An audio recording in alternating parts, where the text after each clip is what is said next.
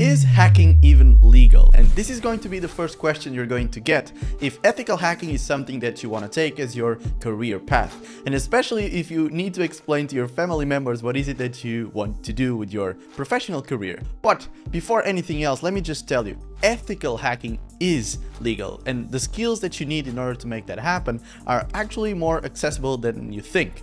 What you need here is clarity and to know where to start. And that's exactly what this video is going to be all about. We're going to talk about what ethical hacking is, some misconceptions, and also the skills that you need and how to build them practically. So let's just get started. What is ethical hacking? Ethical hacking is basically doing the same techniques that malicious hackers would do, but with permission. So think about it this way: when a criminal is hacking a target and then they're doing all these malicious things, they are doing it without permission, and they usually want to cause harm and do things that are not good or lawful, right?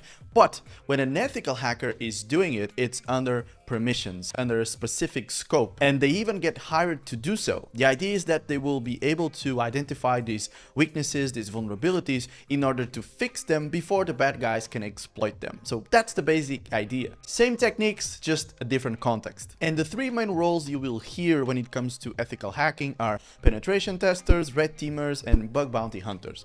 The pen testers are the ones who go into an engagement with a customer and they have like 2 to 3 weeks to go and basically trying to find as many vulnerabilities as possible on a specific system. To keep things simple, we can think about it as if, let's just say you have a website or a web application that you want to test to see if your databases are secure, to see if whatever business operations you're running on that web application are secure. You would hire a penetration tester to go there and perform those same techniques a malicious hacker would do, but with your permission and the agreed scope and rules of engagement. And then you have the red teamers. Those are the ones who go a lot more broader and try to simulate how an attacker would actually act.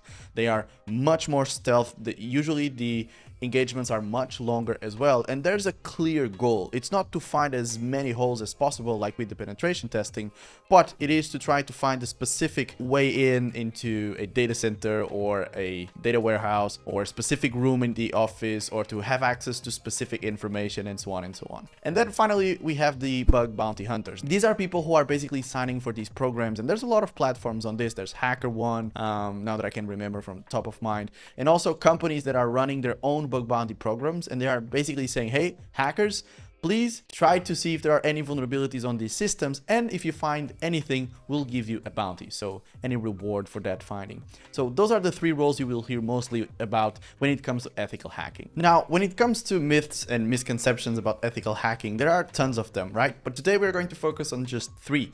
And the first one is that you need to be a coding prodigy in order to get started. And before we go even further, let me just say that understanding what code does, being able to write small scripts to automate repetitive tasks and so on, is going to be tremendously helpful to you along your journey. You don't need to be this, virtuous developer in order to get started with ethical hacking. There's a lot of things that you can develop as you go, and coding and being able to read, write, and understand code is definitely one of them. Myth number 2 is that you need very expensive hardware, and that's just not true at all.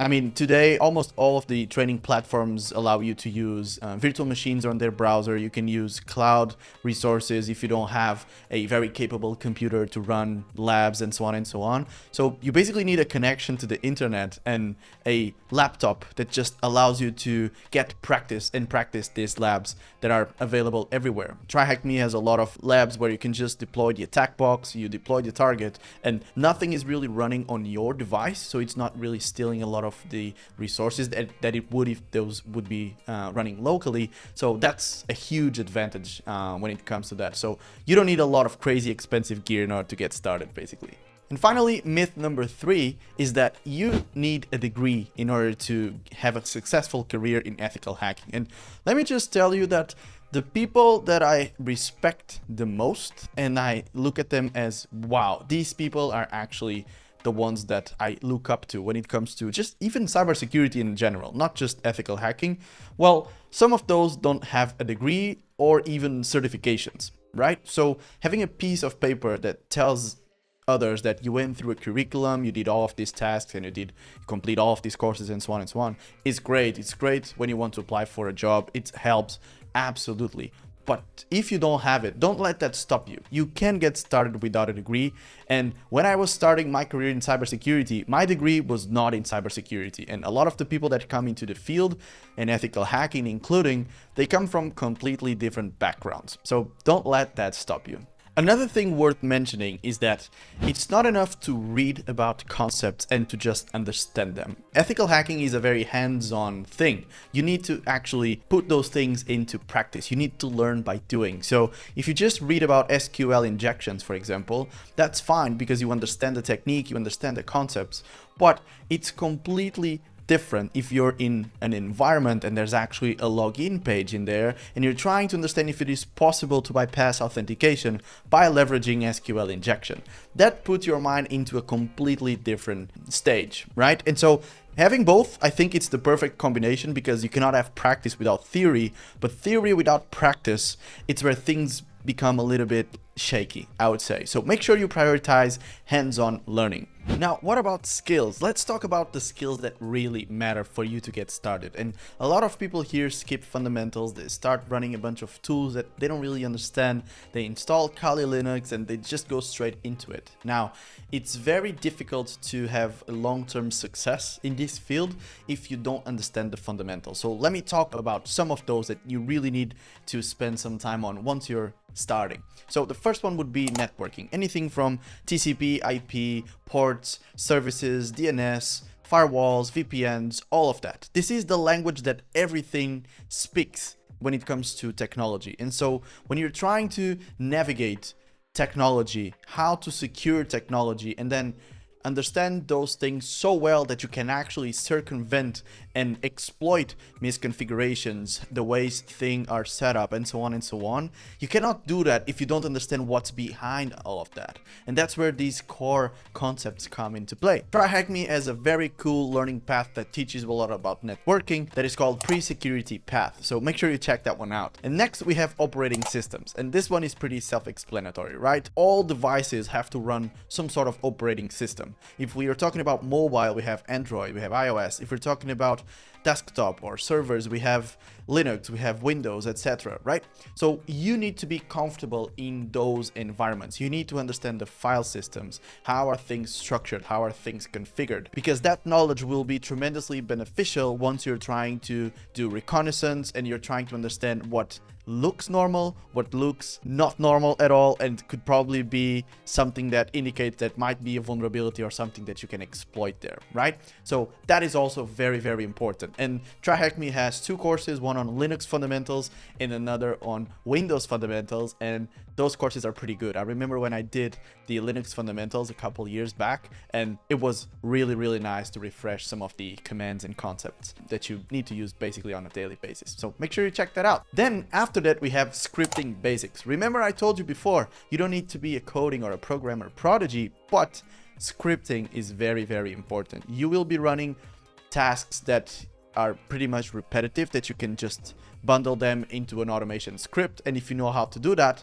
that will make your workflow a lot more efficient. But also, when you're trying to exploit vulnerabilities, you will find that there's already a lot of exploits out there that you can leverage, but sometimes those exploits will not work out of the box because you probably have to do some adjustments. You need to change a port number, or you need to change the version of the service in a way, or you need to basically adjust some of the settings in there in order to make it work. And so being able to read and understand code can be quite handy, but also to write your own little scripts, and little by little you'll see that, well, I have an idea for a tool that I could build, and maybe you can build it your own tools, and that will be really nice as well, because then you're not just using other people's tools, you're also building something that's yours. So just keep that in mind. That's also a possibility. And TryHackMe also has some courses on bash scripting, on Python fundamentals, and so on and so on. So there's a lot of material in there that you can use. Then when you have all of these fundamentals and you want to just start trying to do some labs and so on,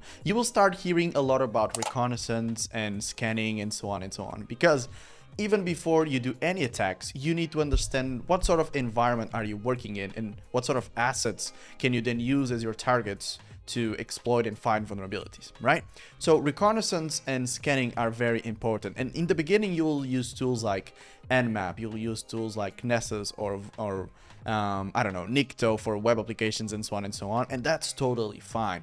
You don't have to write your own enumeration scripts to get started, but just keep in mind that you should not skip to this phase before having all the other things that I just mentioned before already pretty solid in your toolbox. Now, after all that, let's just say you have the fundamentals pretty solid in your toolbox, and now you're trying to dive into some of the ethical hacking techniques like reconnaissance, enumeration, scanning, and so on. You need a target. What are you going to scan? What are you going to enumerate? And a very common way to start here is with web applications. Everyone understands what a website is at a basic level, right? So that's where a lot of people start, me included. My first gigs as a pen tester were all on web applications, on websites, right? And web applications can actually be very complex, especially if you're doing a white box pen test where you have access to the code base and your customer is really trying to understand at a deep level what sort of vulnerabilities do we have.